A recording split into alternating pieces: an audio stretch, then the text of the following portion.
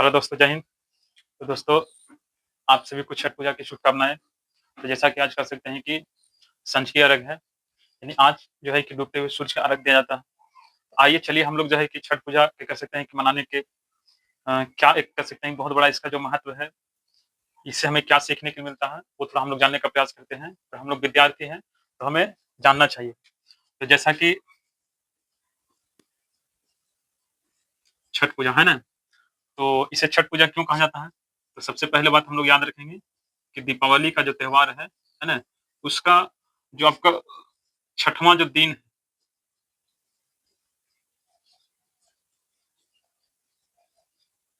के बाद जो है, इस पर्व को मनाया जाता है, इसलिए इसे छठ कहते हैं या छठ पूजा कहा जाता है। तो एक बात हम लोग यहाँ सीखे। दूसरा याद रखेंगे कि बेसिकली जो है, ये जो पर्व है, वो कितने दिन तक चलता है? मुख्य रूप से ये 4 दिन तक चलने वाला क्या है? पर्व है, जिसमें आपको नहाए-खाए से शुरू होता है और जो आपका पारण है ना? तक ये चलता है। तो हम लोग इतना ध्यान रखेंगे कि ये पर्व जो है, 4 दिन तक चलने वाला मुख्य रूप से ये पर्व है। उसके बाद इसे बिहार के अंदर महापर्व कहा जाता है, ठीक है? तो याद रखेंगे कि बिहार में इसे महापर्व क्यों कहा जाता है? तो बिहार के अंदर जो है कि जितने भी पर्व मनाया जाता है, उन सभी पर्वों में इस पर्व का जो महत्व है ना? वो अधिक है। और इस पर्व को जो है कि बहुत ज़्यादा यहाँ के लोग जो हैं, वो काफ़ी आस्था के साथ जो है कि इसे मनाते हैं, ठीक है? तो इसलिए इसे यहाँ महापर्व के रूप में कहा जाता है। ये मुख्य रूप से जैसे बिहार, उत्तर प्रदेश है ना, ये सब जो राज्य है उसका एक बहुत बड़ा कह सकते हैं कि पर्व के रूप में जाना जाता है। बेसिकली ये पूरे ऑल ओवर इंडिया के साथ कह सकते हैं कि अब फॉरेन कंट्री में भी इस त्योहार को मनाया जाता है। तो आइए चलिए हम लोग इस त्योहार से क्या सीखते हैं, क्या सीखने के लिए मिलता है? तो देखिए, एक तो कह सकते हैं कि ये त्योहार हमें अपना जो कह सकते हैं कि जो प्राकृतिक है, ये प्राकृतिक के साथ जोड़ता है। ये त्योहार जो है, हमें प्रकृति के साथ क्या है, जोड़ता है। क्योंकि देखिए इस त्योहार के अंदर जितने भी जो अ, चीज़ों का प्रयोग होता है, वो सब प्राकृतिक होता है। प्लस में इसमें जिसकी पूजा भी की जाती है, वो क्या है, प्राकृतिक है। तो बेसिकली ये त्योहार जो है हमें प्रकृति के साथ जुड़ता है और प्राकृतिक की जो महत्व है, वो हमें इस त्योहार से जो है पता चलता है, ठीक है? इसमें प्राकृतिक की संरक्षण, प्राकृतिक का ख्याल रखने की बात की जाती है। जैसे इसमें जो सबसे बड़ा कह सकते हैं कि जो बात है, वो है कि इसमें जिसकी पूजा की जाती है, ठीक है? जिसे हम लोग कह सकते हैं कि सूर्य या इसे सूर्य देवता या इसी को कह सकते हैं कि छठ मैया के रूप में लोग मानते हैं। लेकिन आप सिंपल यहाँ देखिए कि इसमें जिसकी आराधना की जाती है, सूर्य देवता की, सूर्य की आराधना की जाती है। तो ये सूर्य क्या है? तो ये सूर्य हमारा कह सकते हैं कि प्राकृतिक का एक बहुत बड़ा कह सकते हैं कि एक स्रोत है। और क्या स्रोत है? तो ये ऊर्जा का, जैसे कि हम लोग जानते हैं कि पृथ्वी का एकमात्र जो है ऊर्जा का स्रोत जो है वो सूर्य है। आप समझ लीजिए कि जब एकमात्र ये स्रोत है ऊर्जा का, तो इससे कह सकते हैं कि पृथ्वी पर जितने भी कह सकते हैं कि प्राणी हैं, सभी को अपने जीवन यापन करने के लिए जो ऊर्जा की आवश्यकता है, वो सूर्य से प्राप्त होता है। मतलब सूर्य से कह सकते हैं कि पृथ्वी पर जीवन का क्या हो रहा है? तो संचार हो रहा है, या कह सकते हैं कि संरक्षण हो रहा है। तो इस त्योहार से हमें ये भी सीखने के लिए मिलता है कि हम लोग की जो जीवन की जो एक कह सकते हैं कि संरक्षण, जीवन में जो ऊर्जा की प्राप्ति है, या कह सकते हैं पृथ्वी पर जितने भी प्राणी हैं, सबको ऊर्जा जो है वो कहाँ से मिल रहा है? सूर्य से मिल रहा है। तो इस त्योहार में हम सूर्य को क्या करते हैं? तो उसकी जो महत्व है, ठीक है? उसका हमारे जीवन के ऊपर जो एक उपकार है, ठीक है? तो उसके हिसाब से हम इसको क्या करते हैं? तो एक पूजा करते हैं, या इसे हम कह सकते हैं कि एक रिस्पेक्ट देते हैं। अब देखिए, इतना बात तो हो गया, लेकिन आपको एज़ ए विद्यार्थी के रूप में जो है कि यहाँ पर एक प्रश्न आना चाहिए कि हम लोग इस छठ पर्व में जो है डूबते हुए और उगते हुए सूरज की आराधना करते हैं, ठीक है? इसके पीछे क्या रीज़न है? इसको जानना बहुत ज़रूरी है, क्योंकि हम लोग केवल पूजा कर लेते हैं, लेकिन हम इस पूजा का जो कह सकते हैं कि जो जानकारी होता है, वो हम लोग नहीं जान पाते हैं। हालाँकि छठ पूजा में जितने भी चीज़ों का प्रयोग किया जाता है, शुद्ध कह सकते हैं कि भोजन, शुद्ध आचरण, शुद्ध कह सकते हैं कि वातावरण, तो ये हमारे जीवन के लिए क्या है, एक फ़ायदेमंद है। तो पर्व हमें अच्छाई को क्या करता है, अपनाने की बात करता है। कोई भी पर्व है, हमें जीवन में अच्छाई को अपनाने की बात करता है और जीवन में जो अच्छाई है, वही आपका धर्म है और उसके अलावा जो आपके जीवन के लिए अच्छा नहीं है, वो आपके लिए अधर्म है। तो छठ पर्व के अंदर जो है कि हमें बहुत सारे ऐसे नशीले पदार्थ होता है जैसे दारू, ताड़ी, खैनी, बीड़ी, है ना? तो इन सारी चीज़ों को त्याग किया जाता है इसमें और स्वच्छता का, पवित्रता का, शुद्धता का बहुत अच्छे ध्यान रखा जाता है और ऐसा हर एक इंसान अगर करता है, तो उसका जीवन हमेशा क्या रहेगा, सुरक्षित रहेगा, मतलब स्वस्थ रहेगा और वो जीवन में खुश रहेगा। तो त्योहार हमें यही चीज़ को सिखाता है कि हमें त्योहार के अंदर जो बुराई है ना? उस बुराई को क्या किया है, उसे त्यागने की शिक्षा मिलता है और जो अच्छाई है ना? उस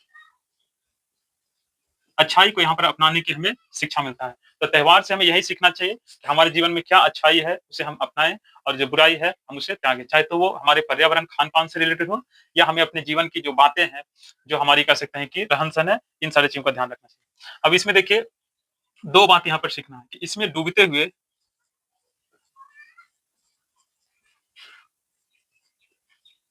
सूर्य का अर्घ क्यों दिया जाता है? तो डूबते हुए सूर्य के अर्घ देने के पीछे क्या वजह है, तो इसको हम लोग समझेंगे। चूँकि हम लोग विद्यार्थी हैं, ठीक है? तो हमें इसका ज्ञान होना चाहिए क्योंकि आजकल लोग है ना? त्योहार को मनाते हैं और उसकी जो सच्चाई, उसका जो ज्ञान है, वो नहीं जान पाते। इसलिए त्योहार के प्रति जो हमारी जो एक आस्था होता है, वो हम नहीं प्राप्त कर पाते। तो देखिए, डूबते हुए सूरज के पीछे आराधना या कह सकते हैं कि आराधना करना या पूजा करने के पीछे कारण ये है कि देखिए सूर्य जो है, वो दिन भर क्या देता है? प्रकाश देता है, ठीक है? जिससे पूरे पृथ्वी पर जीवन जो होता है ना? चलता है। क्योंकि देखिए, जब सुबह सूरज निकलता है, तो सुबह सूरज निकलने के साथ जितने भी जीव-जंतु, प्राणी, मनुष्य, है ना? सभी को कह सकते हैं कि एक नया जीवन, एक नई ऊर्जा प्राप्त होता है और उसके साथ वो पूरे दिन भर जो है, वो अपना जीवन क्या है, जीते हैं खुशी-खुशी से। हर एक प्राणी, चाहे तो पेड़-पौधा हो या पशु-पक्षी हो या मनुष्य है या और भी जितने भी जीव हैं, तो सूर्य जब निकलता है सुबह, ठीक है? तो सुबह निकलने के साथ जो है, एक नए जीवन का कह सकते हैं कि संचार होता है और पूरे दिन भर जितने भी प्राणी हैं, वो एक नई ऊर्जा को प्राप्त करते हैं और उससे अपना पूरे दिन भर की कह सकते हैं कि जीवन को जो है, वो जीते हैं। तो आप बताइए कि सुबह सूरज निकला और पूरे दिन भर आपको ऊर्जा दिया, प्रकाश दिया, जिससे आप पूरे दिन भर अपना जीवन को जो है, खुशी से व्यतीत किए, जिए, तो आप शाम के जो कह सकते हैं कि जब सूर्य, ठीक है, डूबते रहता है, तो आप उसे क्या कीजिएगा? तो आप उसे धन्यवाद दीजिएगा, है ना? उसे क्या दीजिएगा? धन्यवाद दीजिएगा इस बात को लेकर के कि आपने सुबह हमें एक नई जीवन दिए, आप पूरे दिन भर जो है कि हमें एक प्रकाश दिए, हमें ऊर्जा दिए, जिससे हम पूरे दिन भर अपने जीवन को, है ना, एक तरह से खुशी से व्यतीत किए, हमारे जीवन का संरक्षण हुआ।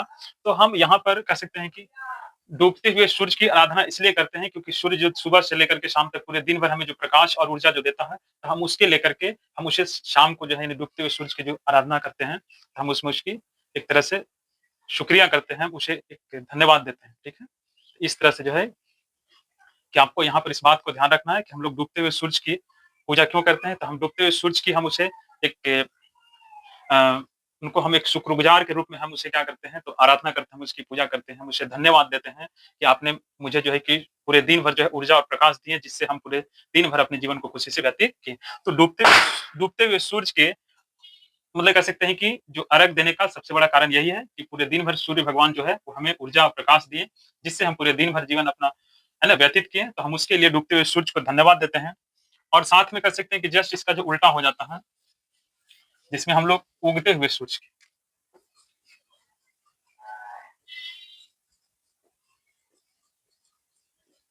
सूरज की यहाँ पर पूजा करते हैं। तो इसका जस्ट उल्टा हो जाता है कि देखिए, जब सूर्य सुबह निकलता है, तो एक कह सकते हैं कि सुबह का सूरज निकलना किसका प्रतीक है?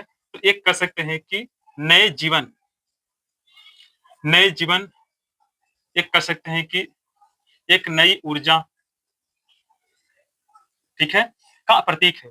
तो हम लोग कह सकते हैं कि उगते हुए सूरज का जो आराधना करते हैं, हम जो अर्घ देते हैं, इसका पीछे कारण ये है कि जब सुबह होता है, सूर्य निकलता है, तो वहाँ से एक नए जीवन की कह सकते हैं कि शुरुआत होता है। हमें फिर से एक नया दिन मिलता है, एक नए जीवन मिलता है, फिर से हमें एक नई ऊर्जा मिलता है, एक नया प्रकाश मिलता है और फिर हम पूरे दिन भर अपना जीवन को क्या करते हैं, चलाते हैं। तो सुबह जो कह सकते हैं कि उगते हुए सूरज के पीछे आराधना करने का मेरा कह सकते हैं कि हम सभी कह सकते हैं लोगों का एकमात्र यही वजह है कि वहाँ से एक नए जीवन की शुरुआत होता है, हमें एक नया प्रकाश, एक नई ऊर्जा मिलता है, उसके लेकर के हम उगते हुए सूरज को प्रणाम करते हैं, ठीक है? तो उगते हुए और डूबते हुए सूरज का प्रणाम करने के पीछे यही कारण है, क्योंकि जब सुबह होता है, तो वहाँ से एक नई कह सकते हैं कि दिन, एक नए जीवन, एक नई ऊर्जा, नई प्रकाश की शुरुआत होता है, तो इसके लेकर के हम सूरज की आराधना करते हैं, उसका प्रणाम करते हैं और जब शाम होता है तो हम वहाँ पर सूरज का धन्यवाद देते हैं इसलिए क्योंकि उन्होंने पूरे दिन भर कह सकते हैं कि हमें ऊर्जा और प्रकाश दिया, जिससे हम पूरे दिन भर खुशी से अपने जीवन को क्या व्यतीत किए। तो इसके कारण हम लोग कह सकते हैं कि उगते हुए और कह सकते हैं डूबते हुए सूरज की आराधना करते हैं। और सूर्य आपको पता है कि पृथ्वी पर एकमात्र एक ऐसा कह सकते हैं कि ऊर्जा का स्रोत है, ठीक है? जिससे पृथ्वी के जितने भी प्राणी है, मानव है, सबको ऊर्जा प्राप्त होता है, ठीक है? तो इसलिए हम सूर्य की क्या करते हैं, पूजा करते हैं। और छठ पूजा में कह सकते हैं कि जितने भी चीज़ों का प्रयोग होता है, उससे भी हमें बहुत फ़ायदा है क्योंकि इसमें सारे चीज़ कह सकते हैं कि प्राकृतिक और शुद्ध कह सकते हैं कि चीज़ों का प्रयोग होता है, तो उससे भी हमारे शरीर को जो है बहुत ज़्यादा लाभ मिलता है, ठीक है? प्लस हम इसमें काफ़ी ज़्यादा अपने पर्यावरण, वातावरण में साफ-सफाई का ध्यान रखते हैं, तो इससे हमारी जो पर्यावरण है वो स्वस्थ होता है। तो मिला-जुला कर अगर देखा जाए तो कोई भी जो पर्व है, हमें एक अच्छी जीवन की कह सकते हैं कि ओर ले जाता है और हमें पर्व से जो है कि हमें इन्हीं सारी चीज़ों को सीखना चाहिए। तो आपको ये जानकारी कैसा लगा? आप कमेंट करके बता सकते हैं। तो सभी को छठ पूजा की फिर से कह सकते हैं कि हार्दिक शुभकामनाएँ। धन्यवाद।